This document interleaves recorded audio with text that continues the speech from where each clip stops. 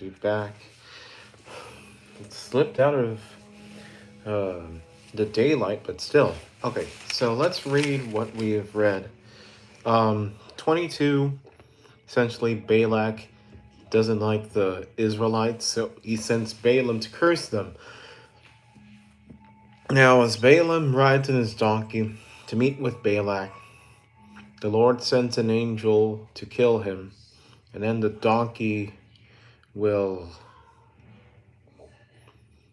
shy away from the angel. However, Balaam doesn't see this and gets upset at the donkey when it falls and then hits it. And then the donkey says, "Why are you striking me?" And then, you know, then Balaam vows to speak of what the Lord says.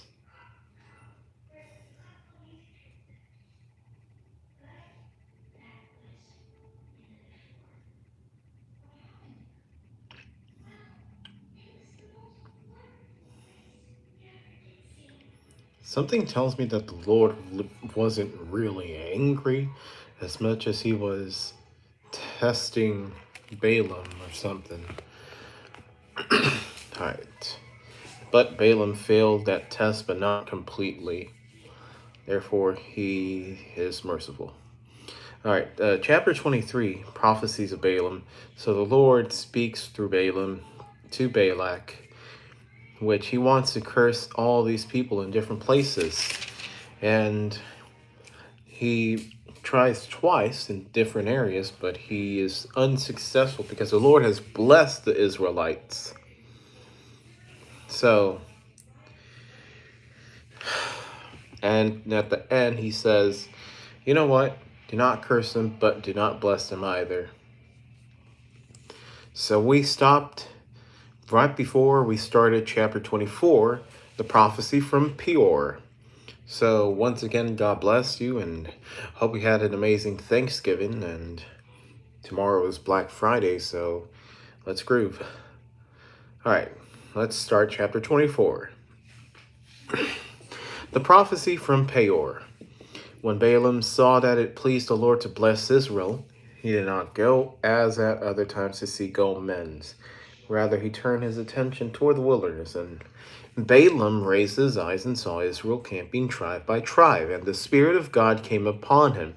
Then he took up his discourse and said, the declaration of Balaam, the son of Beor, and the declaration of the man whose eye is opened, the declaration of him who hears the words of God, who sees the vision of the Almighty, falling down yet having his eyes uncovered.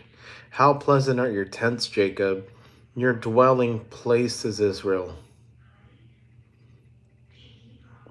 Like valleys that stretch out, like gardens beside a river, like aloes planted by the Lord, like cedars beside the waters. Water will flow from his buckets, and his seed will be by many waters. And his king shall be higher than Agag, and his kingdom shall be exalted. God brings him out of Egypt, for he is for him like the horns of the wild ox. He will devour the nations who are his adversaries, and will crush their bones and smash them with his arrows. He crouches, he lies down like a lion, and like a lioness. Who dares to rouse him? Blessed is everyone who blesses you, and cursed is everyone who curses you.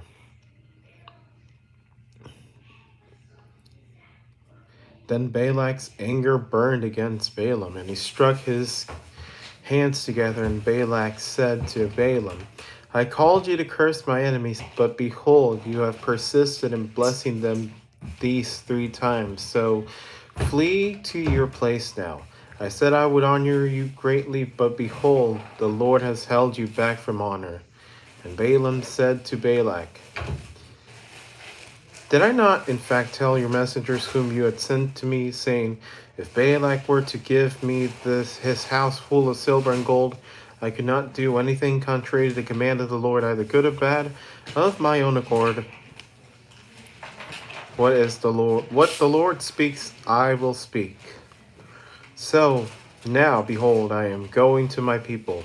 Come and I will advise you of what this people will do to your people in the days to come. Then he took up his discourse and said, the declaration of Balaam the son of Beor, and the declaration of the man whose eye is opened, the declaration of him who hears the words of God and knows the knowledge of the Most High, who sees the vision of the Almighty, falling down, yet having his eyes uncovered. I see him, but not now. I look at him, but not near. A star shall appear from Jacob, a scepter shall rise from Israel, and shall smash the forehead of Moab, and overcome all the sons of Sheth. And Edom shall be a possession. Seir, its enemies, will be a possession. While Israel performs valiantly, one from Jacob shall rule, and will eliminate the survivors from the city. And he looked at Amalek and took up his discourse and said, Amalek was the first of all nations, but his end shall be destruction. And he looked up at the Kenites and took up his discourse and said, your dwelling place is enduring, and your nest is set in a cliff. Nevertheless, Cain will suffer devastation. How long will Lasher keep you captive? Then he took up his discourse and said, oh, who can live unless God has ordained it? But ships shall come from the coast of Kittim, and they shall oppress Asher and oppress Eber, so they also will come to destruction. Then Balaam arose and departed and returned to his place, and Balak also went on his way.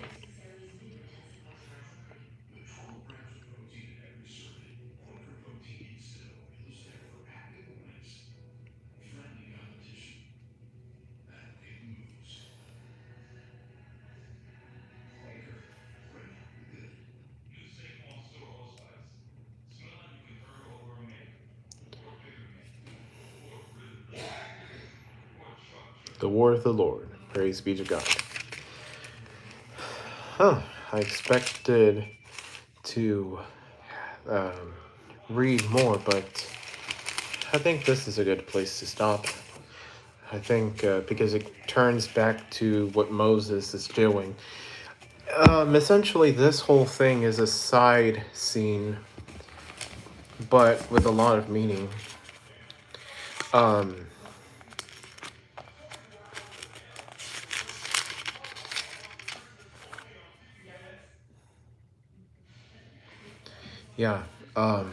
Balaam prophesies of Peor, blessing those who bless Israel and cursing those who curse them. And that's how the Lord is. He takes care of his kind. He's not backing down from anything, really. And Balak is so frustrated, and you can imagine he's having like the moment when steam comes out of your ears and your face is red. That's how it feels, and he's so angry and stuff. And then he went, but he could only hear what the Lord has to say. So yeah. So basically, whom Balak wants Balaam to curse, Balaam ends up prophesying and blessing them, for the Lord has chosen to do so. So yeah, we're going to leave chapter 25, 26, 27 for tomorrow. And we're on. How much do we have left to groove in the book of Numbers? 36. 36. And thank you so much for tuning in. I hope you have a great Black Friday, a great Thanksgiving. I hope you had a great Thanksgiving for sure. Hopefully, you have a great weekend, folks. And God bless y'all and sleep deep.